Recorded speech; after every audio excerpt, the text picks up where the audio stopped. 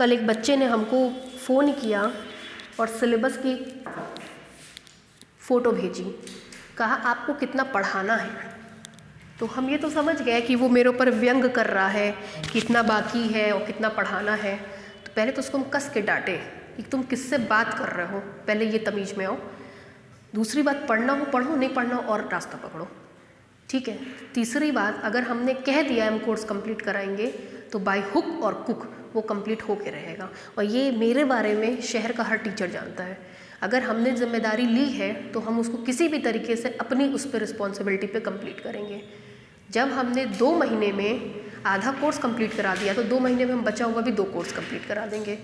वो आपके नज़रिए से 4-5 चैप्टर है, मेरे नज़रिए से वो कितना वो हमको पता है।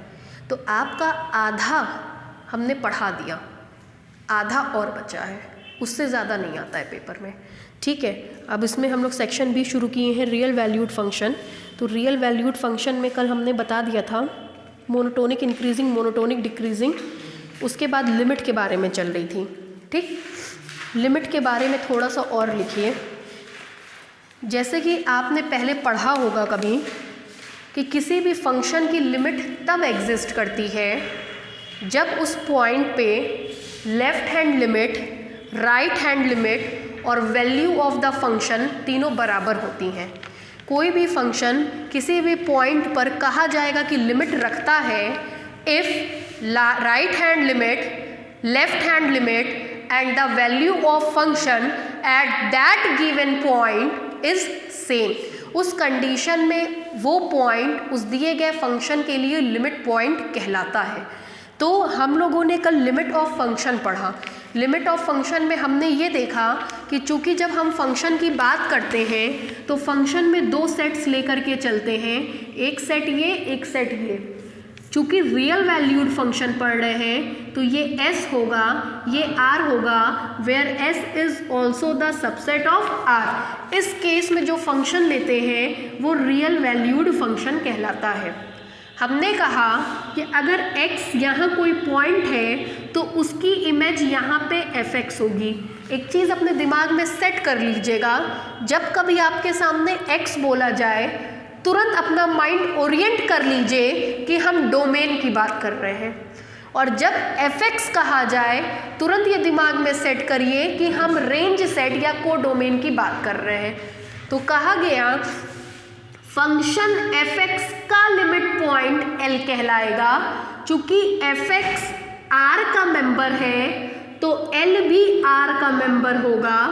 fx L पे कन्वर्ज करता हुआ कहलाएगा तब जबकि x a पे कन्वर्ज कर रहा हो। तो क्या कहा गया, limit fx is equal to L when ever x tend to a। जब x a पे टेंड करेगा तभी और तभी fx L पर टेंड करेगा। इसको बोलते हैं limit point of function fx। अब बात आती है कि ये फंक्शन fx L के ऊपर किधर से टेंड करेगा, लेफ्ट से टेंड करेगा कि राइट से टेंड करेगा। जब कोई फंक्शन किसी पॉइंट के ऊपर लेफ्ट से टेंड करता है तो उसको लेफ्ट हैंड लिमिट कहते हैं। जब राइट से टेंड करता है तो उसको राइट हैंड लिमिट कहते हैं। A function fx is said to have a limit small l whenever the left hand limit, the value of the function and the right hand limit at that point is equal to each other। उस case में वो point उस function का limit point कहलाता है। तो अभी हम लोगों ने जो डेफिनेशन पढ़ी वो वैल्यू ऑफ द फंक्शन की पढ़ी। अब हम लेफ्ट हैंड लिमिट और राइट हैंड लिमिट के बारे में चर्चा करेंगे। लेफ्ट हैंड लिमिट को x tends to a minus से दिखाते हैं, क्योंकि आपको पता है कि जब हम रियल नंबर लाइन पे लेफ्ट पे अप्रोच करते हैं संख्या घटती चली जाती है, 10, 9, 8, 7, 6, 5, 4, इसलिए हम माइनस लगाते हैं। और जब हम राइट की तरफ बढ़ते हैं 1 2 3 4 5 6 7 8 बढ़ती जाती है, इसलिए x tends to a plus लगाते हैं। a minus signify that we will approach from left, a plus signify that we will approach from right. ये इसका बेसिक कंसेप्ट है, ठीक है। अब इसमें लिखिए, मेरे ख्याल से रिमार्क डलवाए थे ना, रिमार्क के बाद लिखिए, पहला पॉइंट लिखिए, हेडलाइन डालिए, right hand limit, right hand limit, right hand limit. लिखिए, the function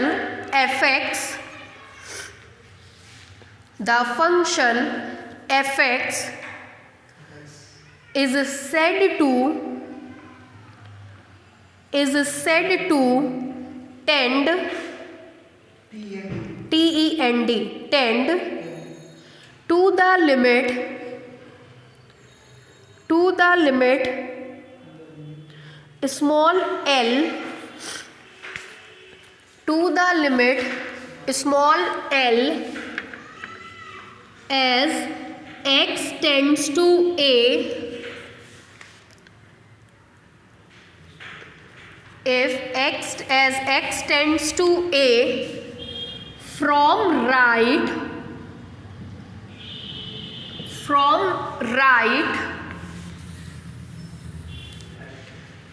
if for an arbitrary epsilon greater than 0, if for an arbitrary epsilon greater than 0 there exists delta greater than 0 such that, देखिएगा ये limit की परिभाषा, normal परिभाषा लिखे limit की, है ना, जो अभी आपने पिछले चैप्टर में पढ़ा था, सीक्वेंस की लिमिट, वही फंक्शन की लिमिट की परिभाषा लिख रहे हैं। 0 0 0 epsilon greater than 0 there exist delta greater than 0 such that, देखिए x लेफ्ट से आएगा तो a plus delta, a minus delta.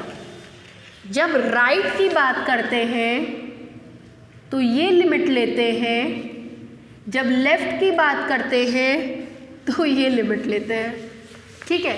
यहाँ राइट की बात कर रहे हैं इसलिए मिलेगा such that fx minus l less than epsilon provided x a से बड़ा होगा, a प्लस डेल्टा से छोटा होगा, for every x belongs to s। ये परिभाषा होती है। लिखिए, बताइए, लिख लीजिए। ये fx l पे कन्वर्ज कर रहा है, मतलब mod of fx minus l less than epsilon.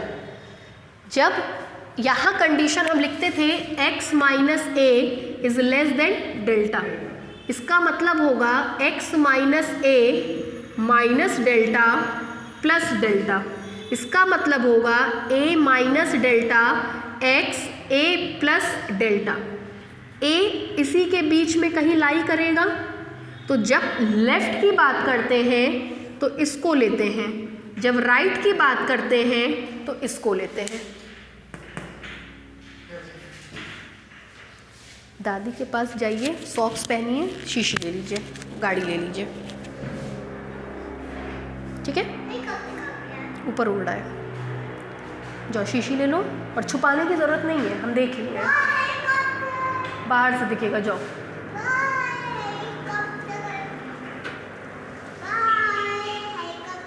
चलो जाओ,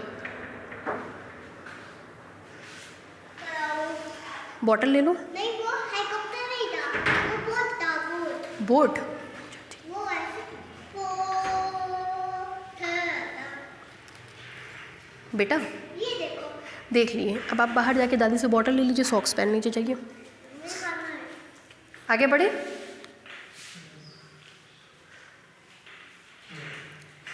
नीचे से लिखिए symbolically we write, symbolically we write, symbolically we write, देखिएगा राइट हैंड है तो बताए राइट हैंड में प्लस होता है ना, f x plus zero, sorry f A plus zero is equal to limit f x tends to A plus. Right hand पढ़ रहे हैं अभी हम लोग।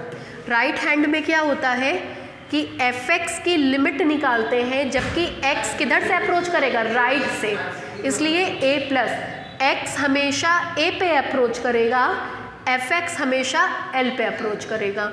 एफ एक्स की लिमिट एल कहलाएगी तब जबकि एक्स की लिमिट क्या हो, ए हो। एक्स पे राइट से जाएंगे तो X tends to A plus, left से जाएंगे तो A minus. F A plus zero for right hand, A minus zero for left hand. ठीक है, लिखिए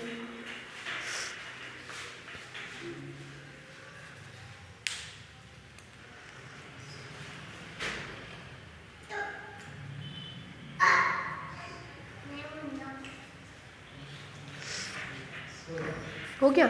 नेक्स्ट लिखिए left hand limit, left hand limit बोले, देखिए आ फंक्शन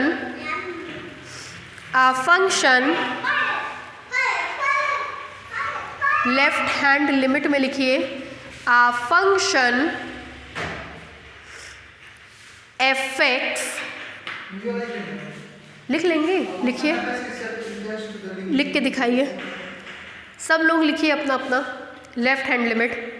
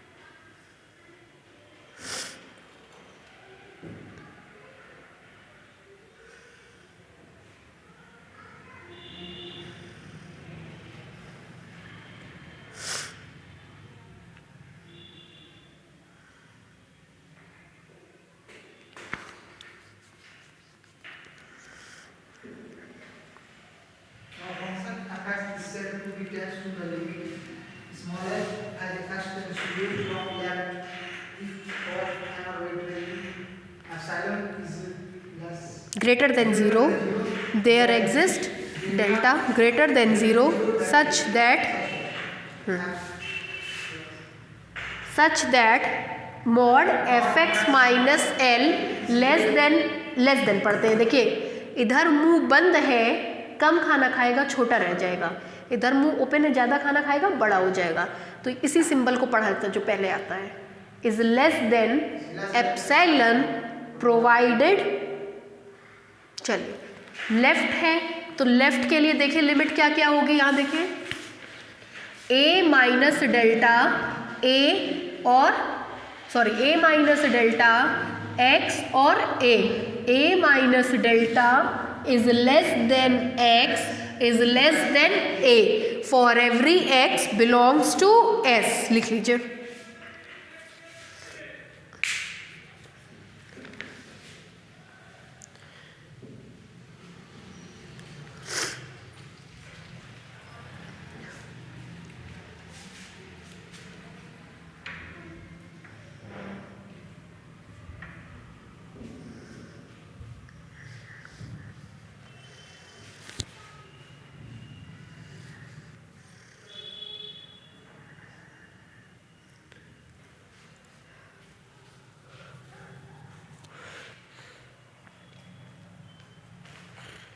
हो गया।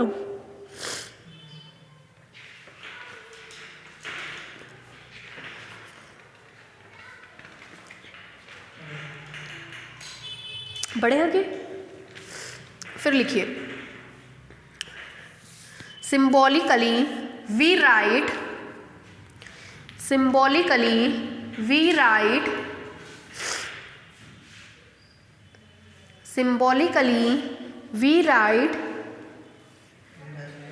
अगर सिंबल के हिसाब से देखें तो f a minus zero is equal to limit x tends to a minus f x. ठीक है, लिखिए सिंबॉलिकली वी राइट, ये नीचे वाली लाइन,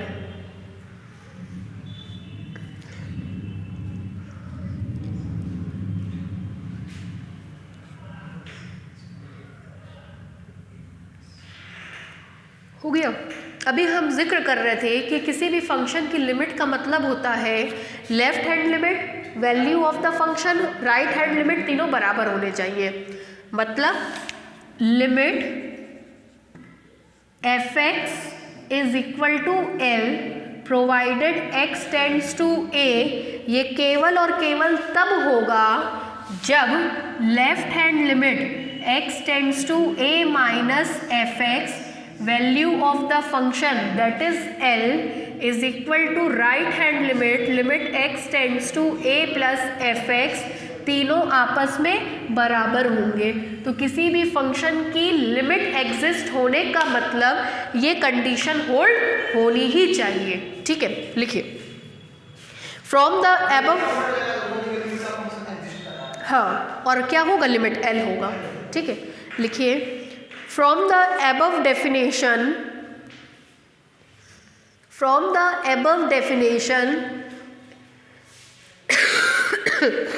it is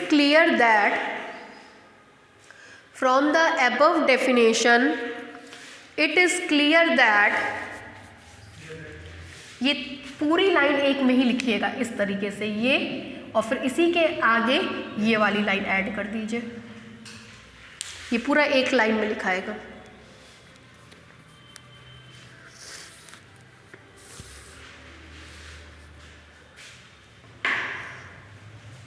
मैकेनिक्स का टेस्ट फरवरी में होगा, फरवरी में, तब पूरा सेक्शन ए लेंगे, हाँ पूरा सेक्शन ए लेंगे।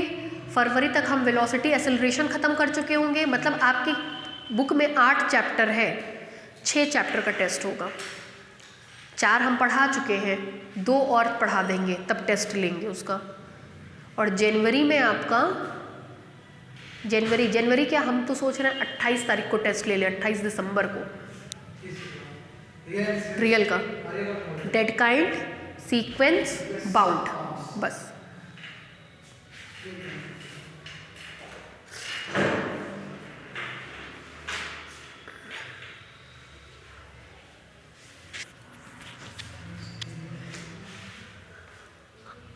मंडे पड़ेगा, संडे को तैयारी इतना करके मंडे को टेस्ट लीजिए।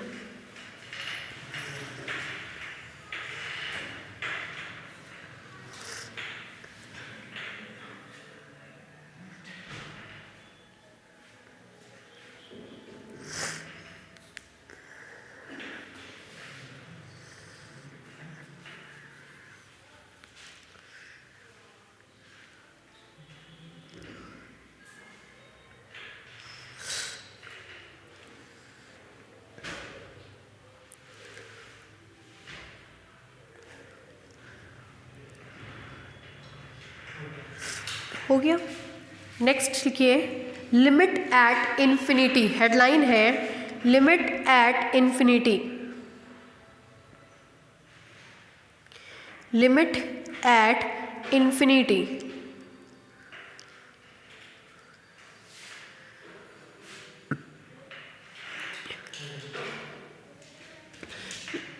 चलिए देखिए, लिमिट एट इन्फिनिटी की बात करेंगे तो सारा पॉइंट कहाँ टेंड कर जाएगा, इनफाइनाइट पे। इनफाइनाइट पे लेफ्ट से अप्रोच करेंगे और इनफाइनाइट पे राइट से अप्रोच करेंगे। लिखिए let the domain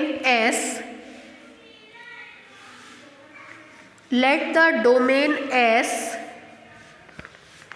of a function f x, let the domain S of a function fx एक बात बताइए, सोच के बोलिएगा, अगर S है, S में हम कह रहे हैं कि हमको इन्फिनिटी पे लिमिट चेक करनी है, तो इसका मतलब क्या होगा कि इसमें सबसे बड़ा एलिमेंट एग्जिस्ट नहीं कर रहा होगा। सबसे बड़ा एलिमेंट एग्जिस्ट नहीं कर रहा होगा तो ये सेट बाउंडेड एबव नहीं होगा। ठीक है, अगर हमको इन्फिनिटी पे लिमिट चेक करनी है तो इसका मतलब उस सेट में इन्फिनिटी होना चाहिए या वो सेट इन्फिनिटी को टेंड करना चाहिए। अगर सेट इन्फिनिटी को टेंड करेगा तो उसमें सबसे बड़ा एलिमेंट पाया नहीं जाएगा और उस केस में सेट बाउंडेड एबव नहीं होगा। ठीक है, अब हम यही बात लिखवा रहे हैं। Let the domain of a function, let the domain capital S of a function fx is not bounded above, इसको अंडरलाइन करिएगा, is not bounded above, is not bounded above, then the function fx, then the function fx is said to tend to a limit small l, to a limit small l as x tends to infinite, as x tends to infinite if for any epsilon greater than 0, if for any epsilon greater than 0 there exists a positive real number m, a positive real number m such that ये है limit की परिभाषा देखिएगा, mod of F x minus L less than epsilon. Condition क्या होगी, n is greater than m and x belongs to s। लिख लीजिए, m नहीं है, x।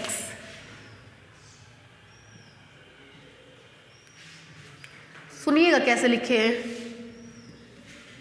x यहाँ का एलिमेंट है, ये बाउंडेड एबव नहीं है, बाउंडेड सेट नहीं होगा। अगर बाउंडेड होता तो mod of x is less than और इक्वल टू m होता, बाउंडेड नहीं है तो mod of x is greater than m, x is greater than m।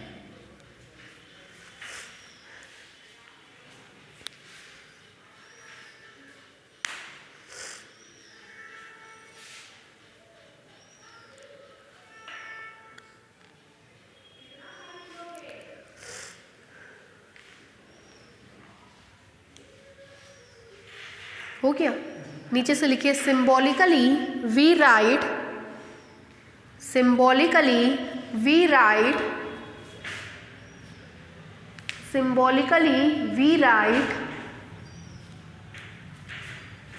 Limit f x is equal to l when x tends to infinite.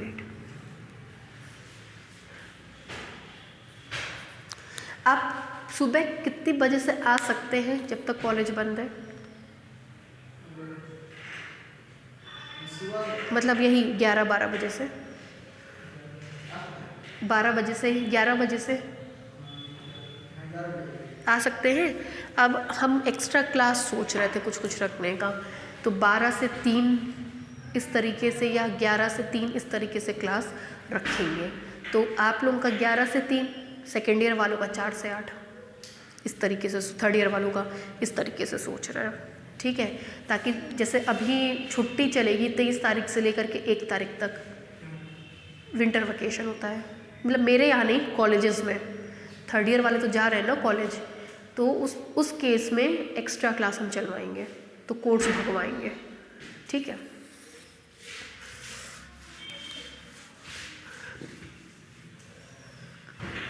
हो गया भाई?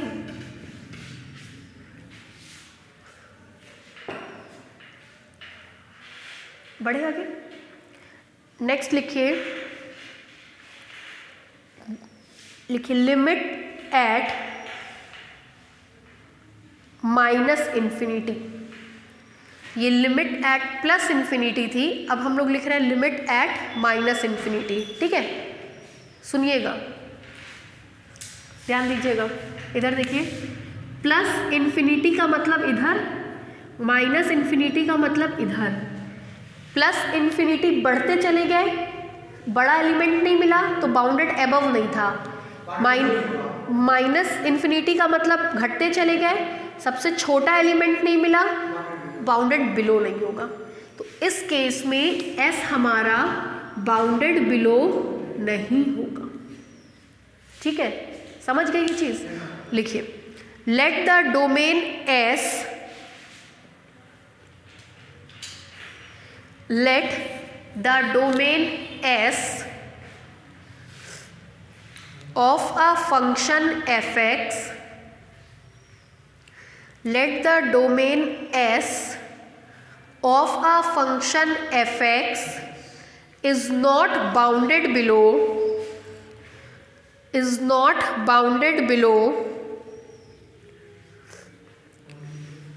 then the function fx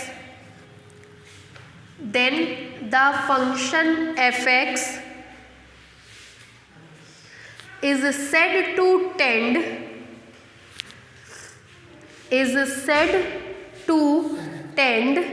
limit small l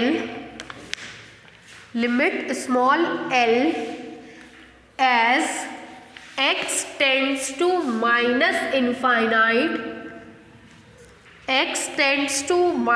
-infinite if for arbitrary epsilon greater than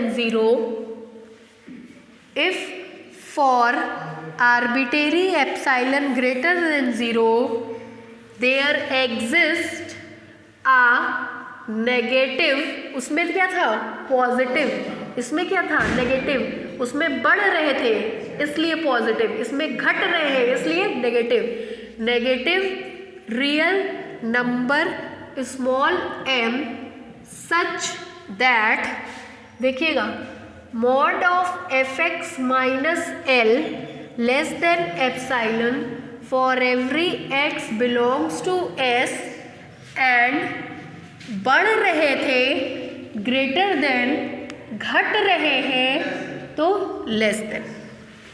फिर देखिए, symbolically we write limit fx is equal to l, जबकि x कहाँ tend करेगा, -infinite. लिखिए,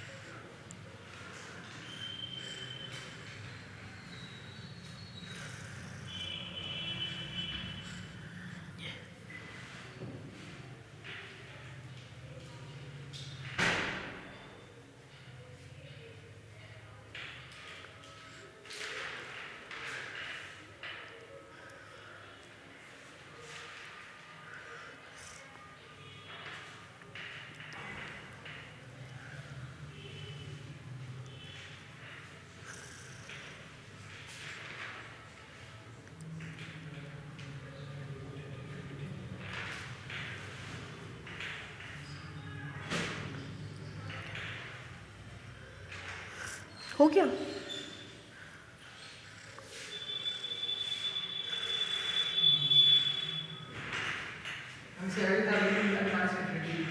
क्या चीज़? हाँ, हेडलाइन है ये, limit at minus infinity, headline थी ये।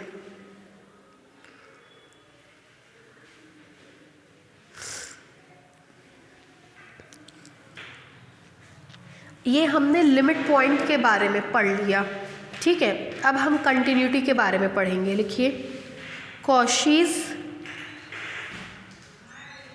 Definition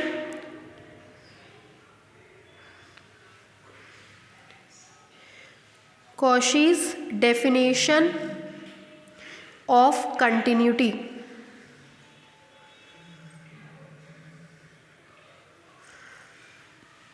Cauchy's definition of continuity मतलब कंटिन्यूटी के लिए कॉशी की डेफिनेशन क्या होता है? कंटिन्यूटी कुछ बताइए हमको, कुछ जानते हैं कंटिन्यूटी के बारे में? कंटिन्यूटी और लिमिट में कुछ डिफरेंस जानते हैं?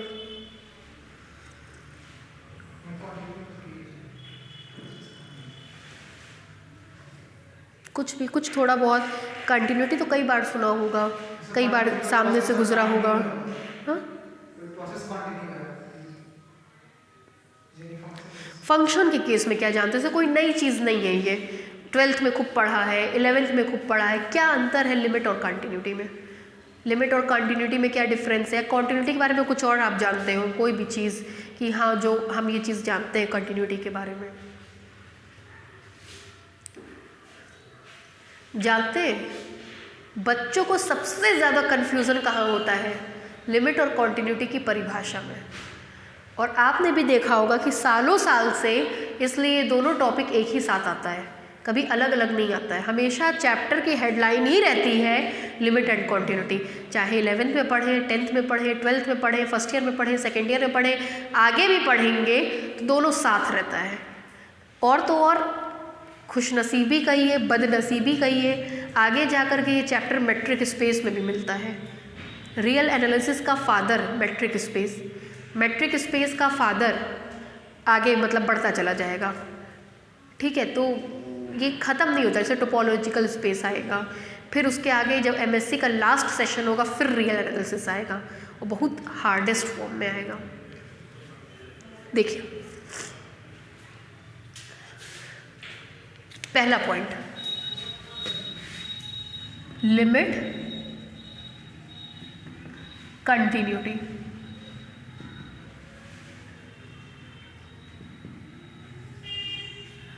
अच्छा, ABCD जानते होंगे, L पहले आता है कि C? कंटिन्यूटी में जब डिस्कस करते हैं तो वो पॉइंट पहले वाले में आता है, मतलब A मेंबर होगा S का, इसी पॉइंट पे हम कंटिन्यूटी चेक करते हैं। L बाद में आता है, इसलिए लिमिट पॉइंट R का मेंबर होता है रेंज का, ये मेंबर होता है डोमेन का।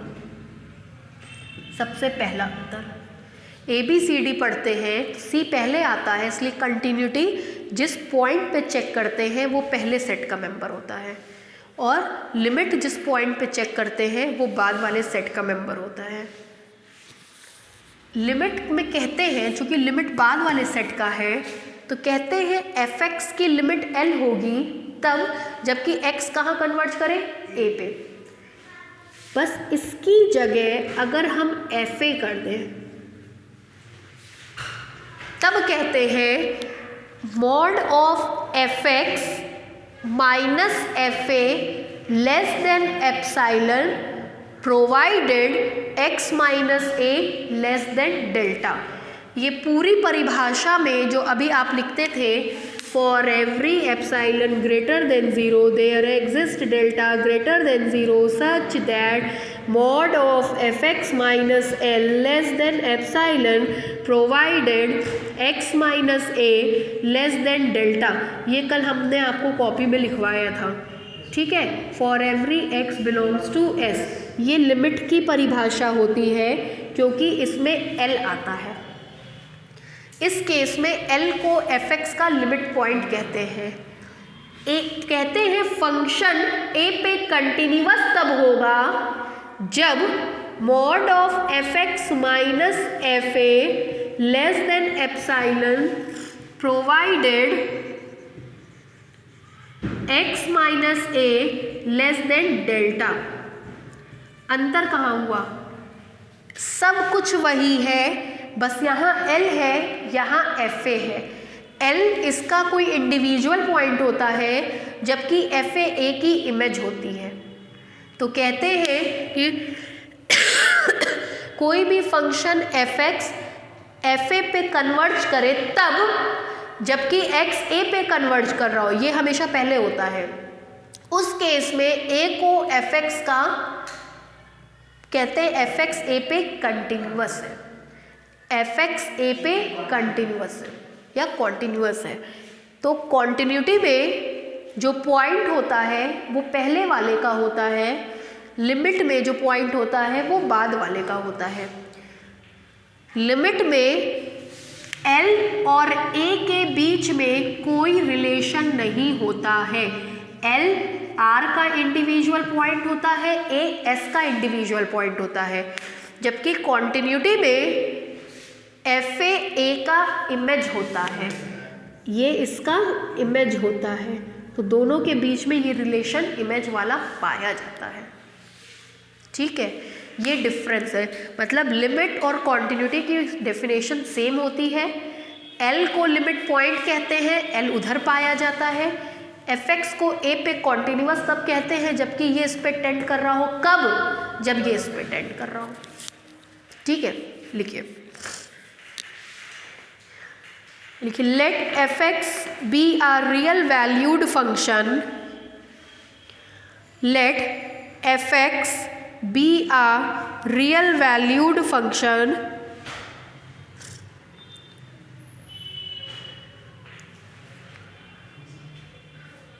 with domain S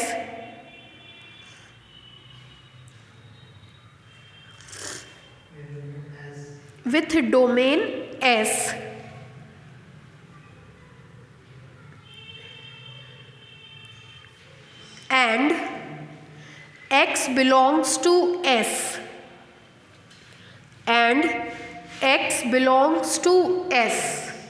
x कहाँ का मेंबर है? s का। वैसे भी हम बताएं x की बात आए s, एफ एक्स की बात आए तो r, and x belongs to s, then the function f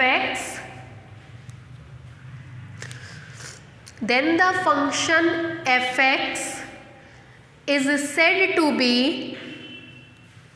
then the function f x is said to be continuous at x is equal to a, continuous at x is equal to a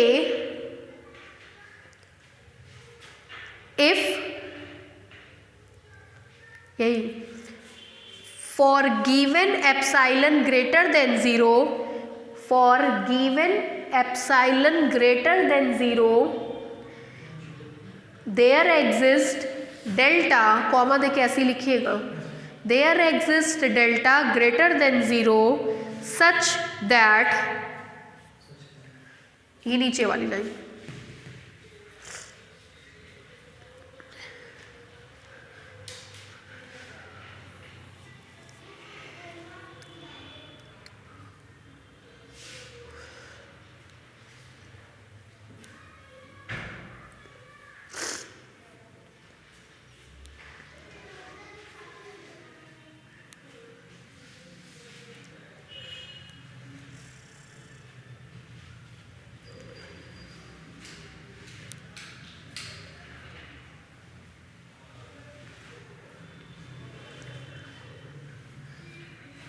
हो गया। नीचे से लिखिए, यही लिखना था सबसे नीचे वाला बस, है ना, क्योंकि ये कंटिन्यूटी की है, ये लिमिट की है। ठीक है, सिंबॉलिकली वी राइट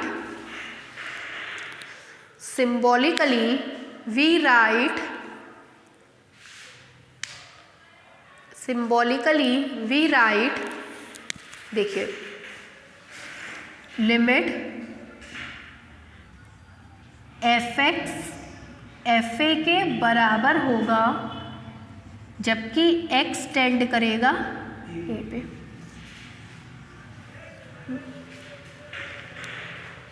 लिख लीजिए, अंतर समझ में आया? ए बी सी डी, सी पहले है तो कॉन्टिन्यूटी पहले वाले के पॉइंट पे चेक होती है, लिमिट एल बाद में है तो एल हमेशा बाद में जाएगा, लिमिट में एल आएगा, कॉन्टिन्यूटी में ए आएगा। आज हम सोच रहे दोनों एक एक घंटा पढ़ा दें क्या, वो भी शुरू कर दें क्या मैकेनिक्स, क्योंकि फिर कल सर आएंगे, सर का शुरू हो जाएगा, फिर वो रह ही जाएगा। मैकेनिक्स हम सोच रहे 1 घंटा मैकेनिक्स शुरू कर दें आज। अब मैकेनिक्स में सबसे बड़ा चैप्टर यही है काइनेमेटिक्स, सबसे बड़ा नहीं कहिए, मतलब सबसे बड़ा तो कोप्लेनर था, उससे बड़ा कोई चैप्टर इसमें नहीं है। तो अब हम लोग को ये ख़त्म करना होगा, जैसे ही ये ख़त्म हो जाएगा समझ लीजिए इसके बाद इसमें कुछ बचा ही नहीं है।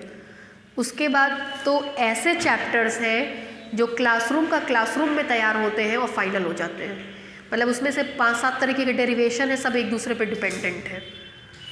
तो अब बहुत आसान हो जाएगा मैकेनिक्स।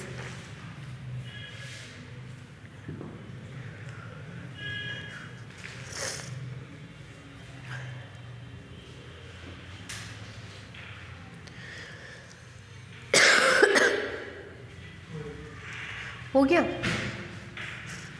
आगे बढ़े।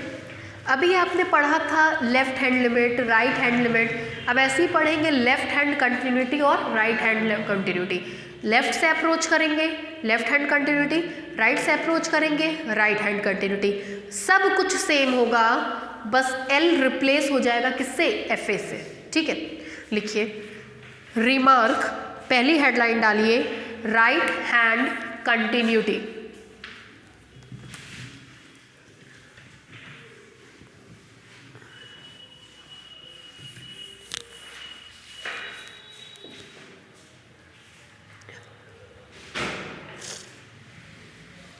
राइट हैंड कंटिन्यूटी बोले, लिखिए a function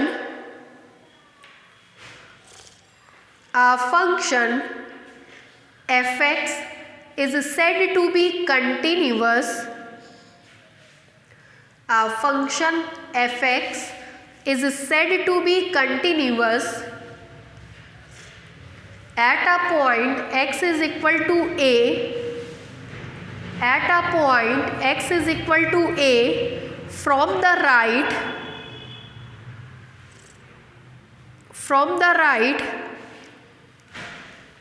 चलिए भाई बताइए, पीछे वाले में राइट से अप्रोच कर रहे थे तो आपने लिखा था, यहाँ देखिए लिखा था लिमिट, लिखा था f a plus 0 is equal to, page पलट के देख के बताइए क्या लिखा था।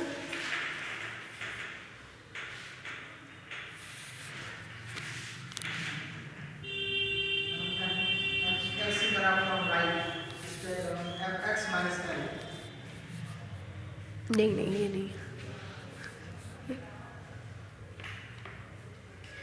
F A plus 0 is equal to limit x tends to A plus f x. ठीक है, लिख लीजिए, एल कहीं है ही नहीं इसमें तो एल को रिप्लेस नहीं करेंगे, सेम चीज़ मिल जाएगी।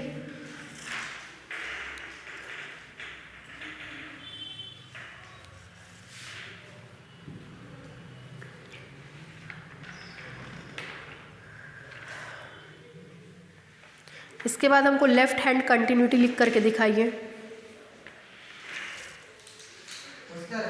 बस।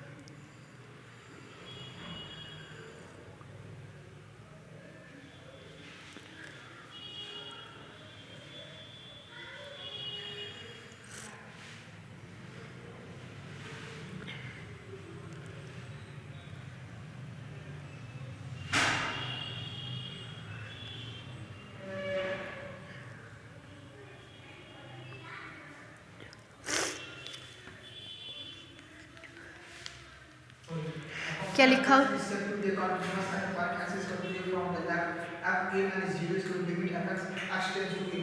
बस ठीक है। अब देखिए फिर वही चीज़, अगर कोई फंक्शन कंटिन्यूअस कहलाएगा तो फंक्शन की left hand continuity, right hand continuity और वैल्यू ऑफ द फंक्शन तीनों क्या होने चाहिए? बराबर। Left hand continuity, right hand continuity और वैल्यू ऑफ द फंक्शन, मतलब फंक्शन एफ एक्स की x is equal to a पे वैल्यू, तो x इज इक्वल टू ए रख दीजिए, आएगा एफ ए। ठीक है, लिखिए from the above definition it is clear that, from the above definition it is clear that the function f x, the function f(x)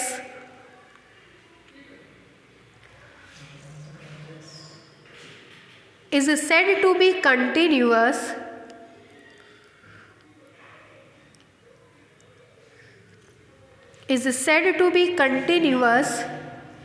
at a point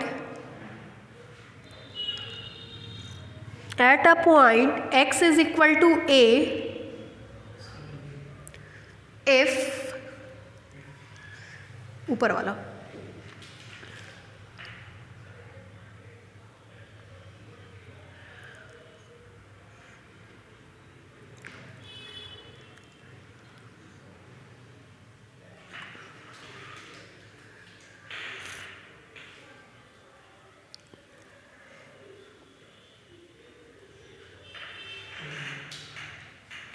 हो गया। Next लिखिए, ये आपने कंटिन्यूटी पढ़ लिया, अब हम पढ़ने जा रहे हैं डिसकंटिन्यूटी। अगर इसमें से कोई भी एक चीज़ बराबर नहीं हुई तो वो डिसकंटिन्यूअस कहलाएगा। Left hand limit, right hand limit और वैल्यू ऑफ द फंक्शन तीनों में से कोई भी एक चीज़ अगर बराबर नहीं होती है तो फंक्शन हमारा डिसकंटिन्यूअस कहलाता है। ठीक है, लिखिए a function f x is said to be discontinuity at a point. Heading है discontinuity at a point, discontinuity at a point।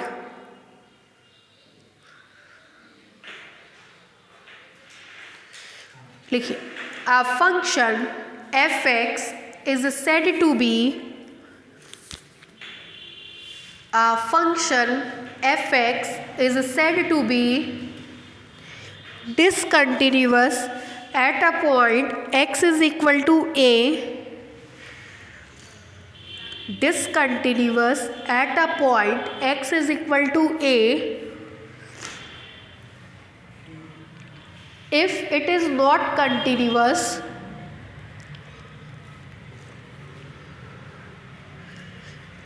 if it is not continuous at x is equal to a, if it is not continuous at x is equal to a, मतलब इन तीनों में से कोई भी चीज़ आपस में एक बराबर नहीं होगी। पहले लेफ्ट हैंड कंटिन्यूटी निकालेंगे, राइट किया हुआ है आपका ये, और फिर वैल्यू ऑफ द फंक्शन निकालेंगे। कोई भी एक चीज़ अगर बराबर नहीं हुई तो कहते हैं फंक्शन कंटिन्यूअस नहीं होता है। क्लास 12th में खूब किया हुआ है ये, है ना। नेक्स्ट लिखिए continuity in the domain. Headline है continuity in the domain, continuity in the domain. बस आज डेफिनेशन ख़त्म हो जाएगी, कल से थ्योरम शुरू हो जाएंगे इसके। ठीक है, लिखिए कंटिन्यूटी इन द डोमेन क्या मतलब होता है? अच्छा, डोमेन किसको कहते हैं? अगर ये S हो, R हो, तुरंत बताया करिए S को डोमेन कहते हैं। फंक्शन f है तो डोमेन कौन होगा? S। कंटिन्यूटी किस पे चेक करते हैं? डोमेन के एक एलिमेंट A पे। अगर हम कहें कि फंक्शन डोमेन पे कंटिन्यूअस है, इसका मतलब वो डोमेन के हर एक पॉइंट पे कंटिन्यूअस है।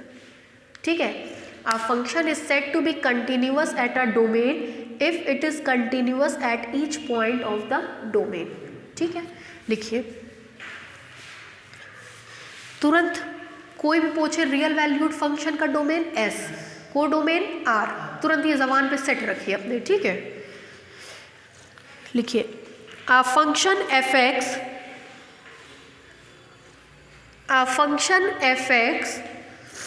is said to be continuous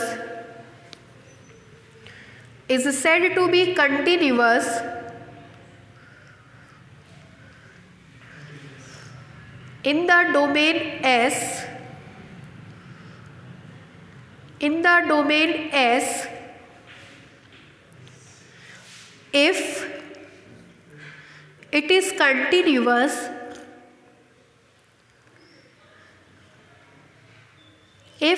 continuous at every point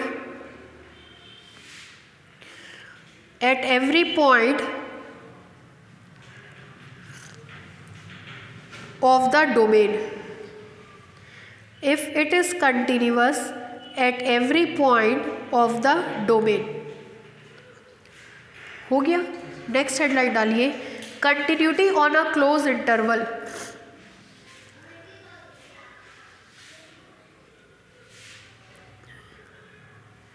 continuity at a closed interval.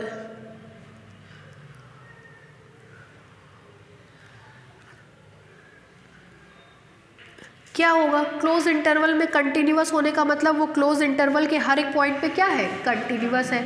Open interval में कंटिन्यूअस होने का मतलब वो ओपन इंटरवल के हर एक पॉइंट पे क्या है? कंटिन्यूअस है।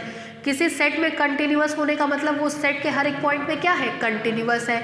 डोमेन में कंटिन्यूअस होने का मतलब वो डोमेन के हर एक पॉइंट पे क्या है? कंटिन्यूअस है। यही चीज़ अब बस लिखते चलिए। लिखिए। अच्छा एक बात बताइए, अगर क्लोज इंटरवल ए बी ले लिया जाए और पूछा जाए कि फंक्शन एफ एक्स इसमें कंटिन्यूअस है का क्या मतलब है, तो वो इसके हर एक पॉइंट पे कंटिन्यूअस है। हर एक पॉइंट का मतलब x is equal to a पे भी कंटिन्यूअस होगा, x is equal to b पे भी कंटिन्यूअस होगा और उन सब पॉइंट पे कंटिन्यूअस होगा जो a से बड़े और b से छोटे होंगे। लेकिन अगर वही ओपन इंटरवल ए बी की बात किया जाए तो a तो इसमें है नहीं, b तो इसमें है नहीं, तो ये उस सब पॉइंट पे कंटिन्यूअस होगा जो a से बड़ा और b से छोटा होगा। ये बात मेरी समझ रहे हैं? क्लोज्ड इंटरवल में a और b आते हैं, ओपन इंटरवल में a और b नहीं आते हैं। तो क्लोज इंटरवल में कंटिन्यूअस होने का मतलब इसके हर एक पॉइंट पे कंटिन्यूअस है। हर एक पॉइंट का मतलब a पे है, b पे है और a और b के बीच के पॉइंट्स पे है। ओपन इंटरवल ए बी में कंटिन्यूअस होने का मतलब a तो है नहीं, b तो है नहीं, a और b के बीच के हर एक पॉइंट पे कंटिन्यूअस है। ठीक है, लिखिए a function f is such that S2R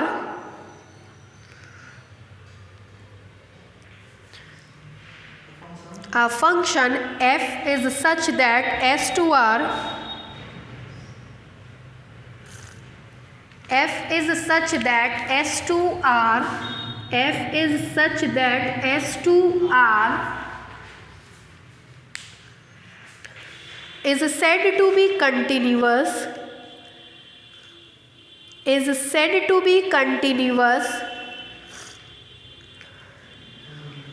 on the closed interval AB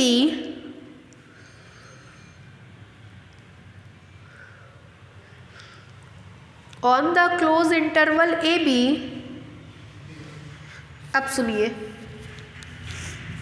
closed interval a B में कंटिन्यूटी, आपको पता है कंटिन्यूटी जिस पे चेक करते हैं वो एस का ही सबसेट या एस का ही पॉइंट होता है।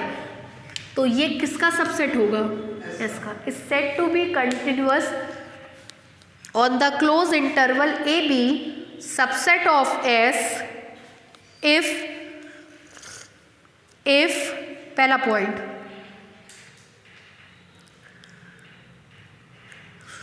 It is continuous at every point of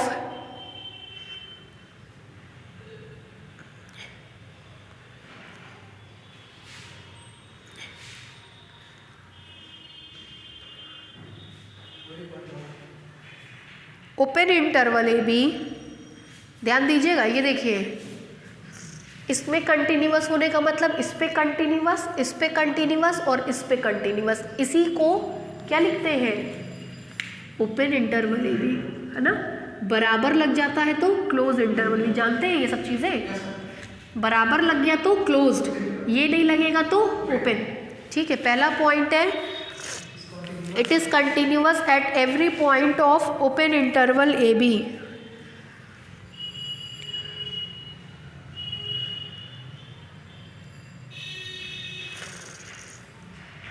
दूसरा, it is continuous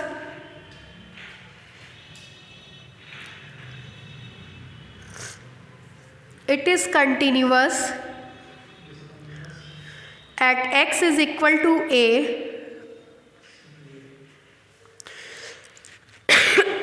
on the right. It is continuous at x is equal to a on the right. तीसरा,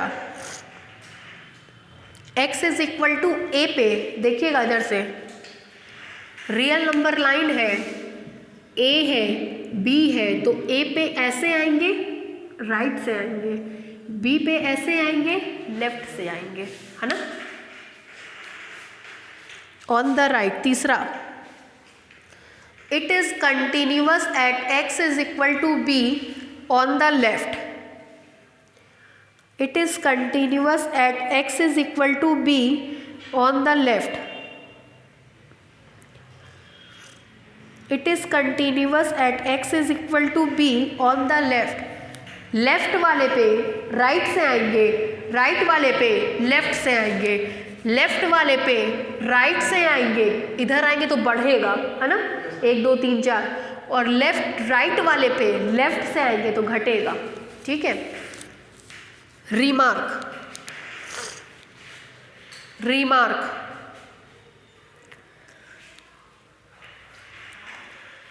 अब हम रिमार्क में उन फंक्शंस को पढ़ने जा रहे हैं जो हमेशा कंटिन्यूअस होते हैं, जैसे कांस्टेंट फंक्शन हमेशा कंटिन्यूअस, आइडेंटिटी फंक्शन हमेशा कंटिन्यूअस, और ज़ीरो फंक्शन हमेशा कंटिन्यूअस। ये इनकी कंटिन्यूटी चेक करने की आवश्यकता नहीं है, ये हमेशा और हमेशा कंटिन्यूअस होते हैं। ठीक है, लिखिए रिमार्क, देखिए the following function are always, the following function are always continuous on capital R. The following function are always continuous on capital R. पहला कांस्टेंट फंक्शन, दैट इज, आगे कांस्टेंट फंक्शन की परिभाषा आप खुद लिखेंगे। कांस्टेंट फंक्शन दैट इज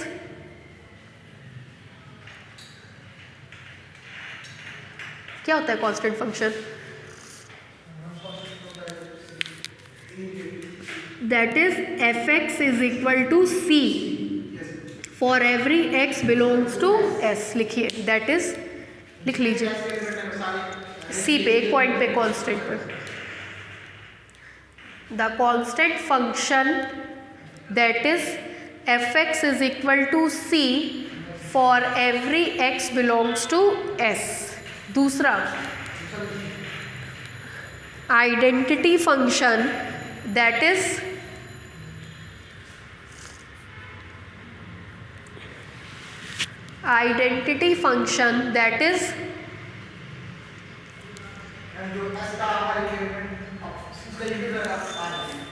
खुद की image में, है ना, that is f(x) is equal to x for every x belongs to s। लिखिए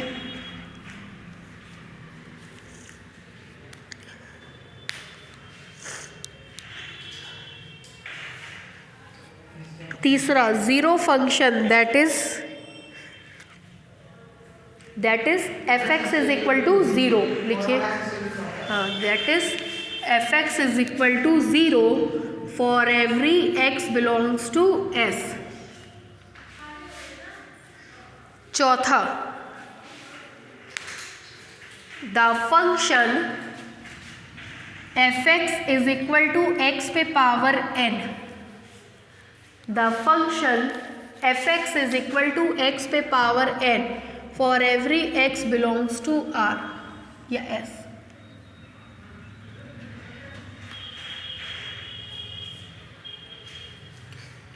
हो गया, थियरी पूरी खत्म हो गई। एक छोटी सी हेडलाइन डाल करके छोड़ दीजिए, लिखिए method of repeated bisection, method of repeated bisection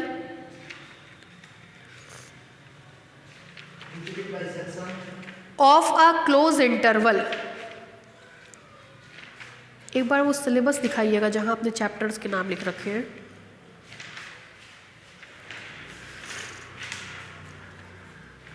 ठीक है, बाकी नेक्स्ट स्टेप पे।